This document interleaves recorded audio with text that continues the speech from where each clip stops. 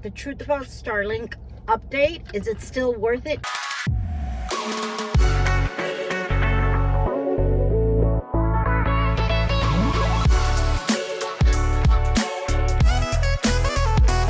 We are in Florida on vacation that we had planned a while back, but I wanted to stop and do this video real quick because there's things that have changed with Starlink, and I think it's important To keep you guys updated. yeah, because we wanted to make sure that this information gets out because it's relevant to what we did before. So we want to put this out there because I shared the video with a lot of people, and the first thing they asked me was, do you make any money? so let's be clear. Starlink, they don't give Teslas away. They don't give anything. Links. They don't do do buy ads. and They don't do sponsors. We are making just the way. it's just information for you guys. Just the way our first video said, truth about Starlink. This is truth, the good, the bad, the pros, the cons, truthful, and share it with all our RV and fellow RVers. All right, so what's changed? I received an email, and I'll put it up here on the screen. Sorry, babe, I'm gonna probably cover you. The first thing, I received an email yesterday morning, but because I was traveling, I had to work and then I had to travel, I didn't get a chance to really look at it or do anything until last night. And the first email talked about portability now available. What does that mean? Portability means that pretty much what we've been doing, using it anywhere, was for free for the past couple months, and now there will be a $25 fee a month. And we spoke about that. We didn't speak about it on our video, but we spoke about it amongst each other. We knew it was bound to happen. I mean, if you really think about it, like roaming was free. Why would they offer something for free when they can charge for it? I mean, it was good while it lasted. I don't even think it's that. It's just the fact that, I mean, look, at the end of the day, you're getting way more than you would with, like a phone or whatever.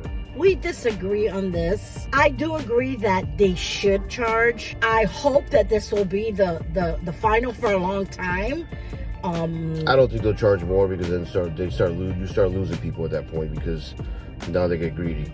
I personally think it's because there was a lot of videos out there, including ours, showing that you can use this thing anywhere. Well, more and more people are getting on board. So, there's a lot of RVers. Think about how many times you try to, book a park and you can't do it. So this is one of the reasons why. So now portability, right? So let's say my home address, my registered home address is not where I'm staying, obviously, because we're RVers.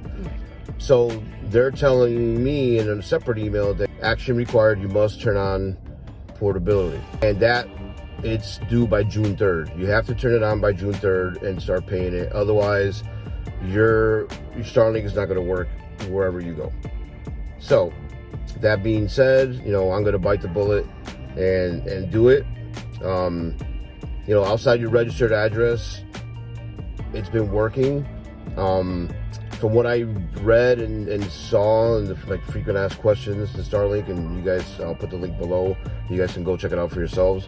One of the things that you can do is, you always can change your address, and that's fine. But if you change your address to a new address, you cannot change it back because they might give that away to somebody else. So keep that in mind. I know a lot of people did that at the beginning where they changed the addresses. I would keep it. Keep your current address and just pay the $25 and you'll be good. Now, and honestly, even though it's $25 more for us, that is still a savings. We pay anywhere from $150 to $160 for our modem in our home spot, in our spot, DSL, which is DSL in our, but for people who don't know what that is, in our home spot, in our where we park our RV when we're not.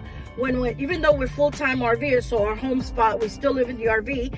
But so for us, that's still a savings. Even if we are getting rid of that because it is not worth it. Now that we've been using it for almost a month. Yeah, for 3 weeks.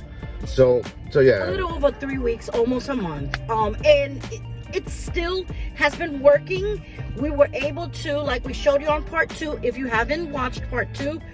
We're gonna link it up here. We were able to at one point have all 4 TVs on, right? Yep. Streaming, plus my iPad, my cell phone, his 2 computers, laptops. Yep. Watch the video and it'll show you all that. So at one point we had all of it and it was still working better than our DSL. So then the other thing is this: how's your service going to be when you use this feature of portability?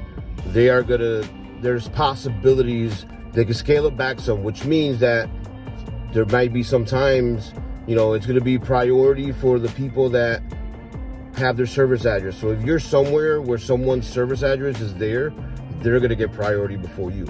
What does that mean? Listen, where I am, I've gotten great service and it's been, pretty good.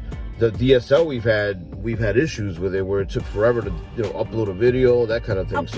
Like a 5-minute video, less than 5-minute video. Yeah. He was just telling me earlier that he put it to the test. He turned off the Starlink and he tried to upload a less than 5-minute video, and it was taking how long? It was going in and out, in and out. And finally he turned Starlink back up. And interruptions, I've heard people say, oh, what about all these interruptions? They're so minute and for such short amount of seconds, we don't even see interruptions. Yeah, it doesn't affect what and we're I doing. work from home. I don't see interruptions. So at the end of the day, it's $135 a month, right? Now complete, yeah. But you know what? You can still take it anywhere. Now, some people may say, oh, well, I can just get a hotspot for cheaper. Okay, you're gonna get a hotspot, but it's not always gonna work. But then what does that mean? Most RVers that are full-time on the road have like 3 different redundancy, AT&T, T-Mobile, and Verizon, because you never know where you're gonna end up and what's gonna work and what's not gonna work. That being said, we're still gonna keep our hotspot, right? And we'll still have the Starlink. That price may not be good for you guys. It works for us. It works for us. I'm gonna do it all day long because of the fact that, you know what I mean? It just works. So is Starlink still worth it? Yes. For us, it's still worth it. And for you, it might still be worth it. You have to do your research. Number 1, price. If you're saving money, it's always worth it. Right. And then we're going to put the link, the coverage map. We're going to put the link to, what their frequent asked questions on this whole subject. They talk about also, strapping it to the roof of your car and using it while you're driving, and that's not allowed and it avoids warranties and they can cancel it.